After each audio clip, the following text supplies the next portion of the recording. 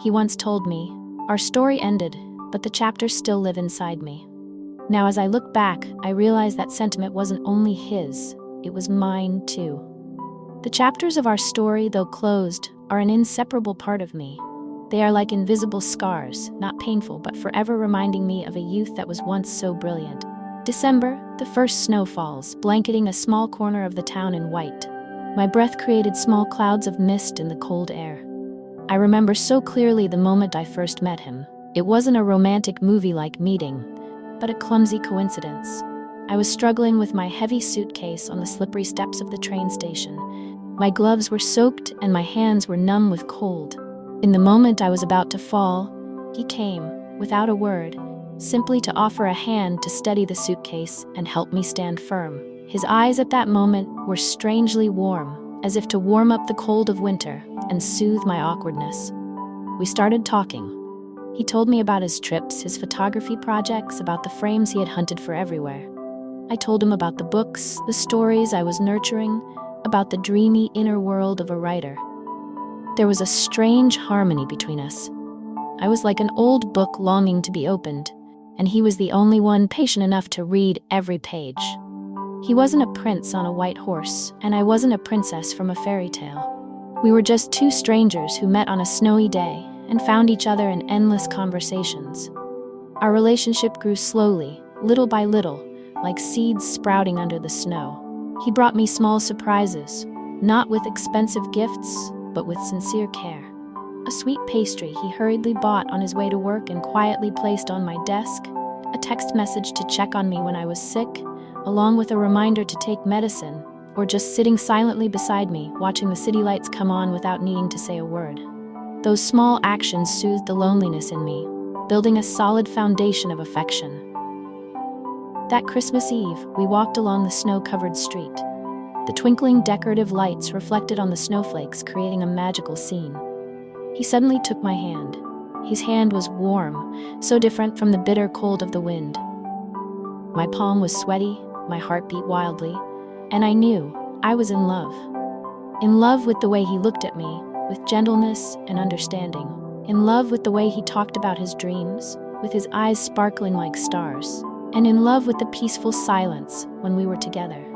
That was the first chapter of our story, a chapter full of surprises, first-time feelings, and silent promises that we both understood. Winter passed, and our love blossomed like a brilliant flower in the summer sun. We explored new lands together, shared our dreams and our fears. I used to think our story would never end. He was my sky, bringing me freedom and bright prospects, and I was his land, the place he could return to and find peace.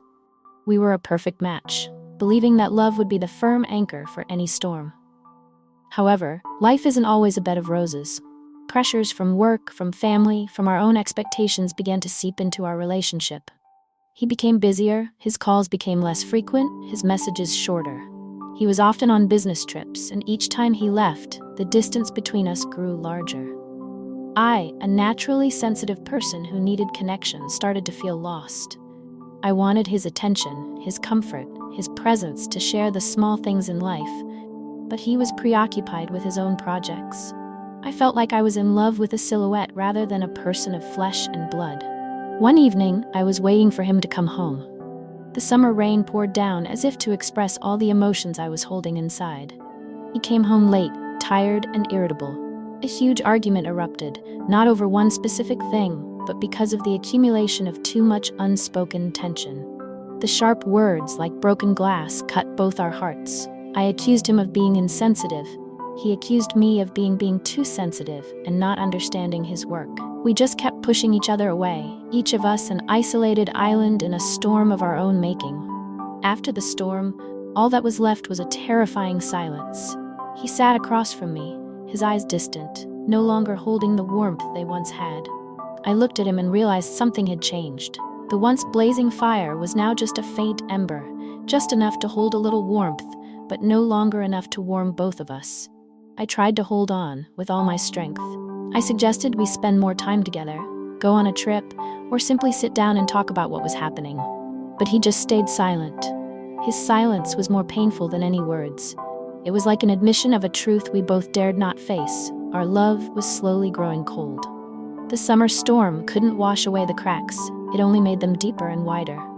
The day we broke up, it was pouring rain, as if crying for us. I had imagined so many scenarios for a tearful, regretful farewell, but everything turned out differently. Our breakup happened with a strange quietness, like a show that had run its course and was automatically turned off. He only said one thing, his eyes still the same as before, but the warmth was gone. We should stop. I didn't cry. My tears had already run dry. I just silently watched him. I knew it was time to let go. Not because the love was gone, but because we couldn't continue. We were no longer the two people we were before. We had changed, and our love had too. It was no longer strong enough to mend the wounds and cracks we had unintentionally caused. Before he walked away, I asked one single question, a question I had thought about 1,000 times. Do you regret it? He stopped, turned to look at me. His eyes held a deep sadness, a regret that words couldn't express. He didn't answer my question directly. Instead, he said the words I would carry with me for the rest of my life, a final comfort for both of us. Our story has ended, but the chapters still live inside me. He walked away. I stood there in the rain, watching his silhouette disappear, as if a part of my life was leaving. My tears then mixed with the raindrops. I realized his farewell wasn't a lie. It was the truth. Our story had ended, but the beautiful memories, the happy moments, still lived on in me. And the pain, too, became a part of me, shaping the person I am today. A year has passed since our breakup. My life has returned to its orbit. I moved to another city, started a new job.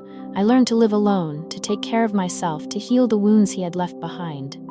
I tried dating a few people, but no one could give me the sense of peace, the understanding I had when I was with him. They were like new books, but I couldn't stop flipping through the old ones. On quiet nights, I would look through old albums, at our photos. He in the picture still smiled, still warm. I still smiled, still innocent. We looked so happy, as if nothing could ever separate us. I asked myself, where did we go wrong? Is love not always enough to keep two people together? Or were we just two people who met at the wrong time, with too many expectations and pressures? I don't cry when I think about him anymore, but the memories are still there, like a slow-motion movie in my head. I remember the times we watched sunsets on the beach together, the times he sang to me, and even the arguments and the makeups. All of it is a part of me. They are no longer a source of pain, but a part of my memory, a part of my growth.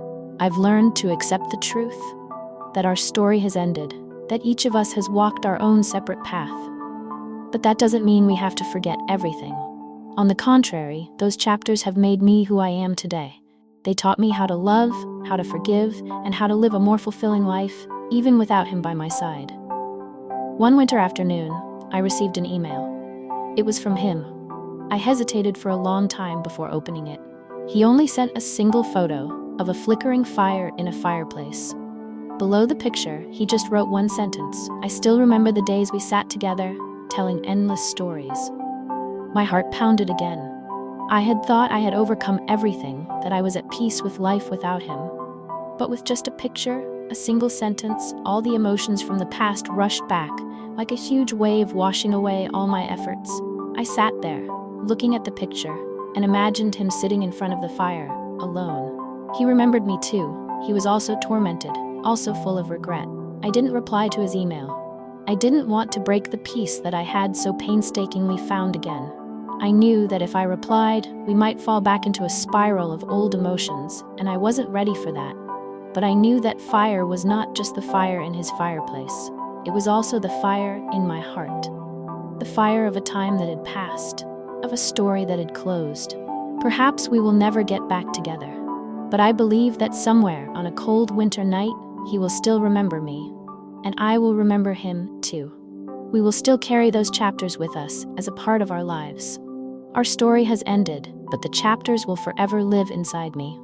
I believe we were once a blazing fire, and now we have become smoldering embers, no longer brilliant, but still carrying the warmth of a love that once was.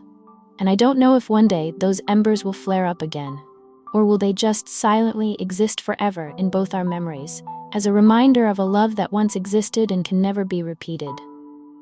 Our ending is a question without an answer, and perhaps that is what makes it complete, so that we can forever remember each other, with a little bit of regret, a little bit of sadness, and a little bit of fragile hope.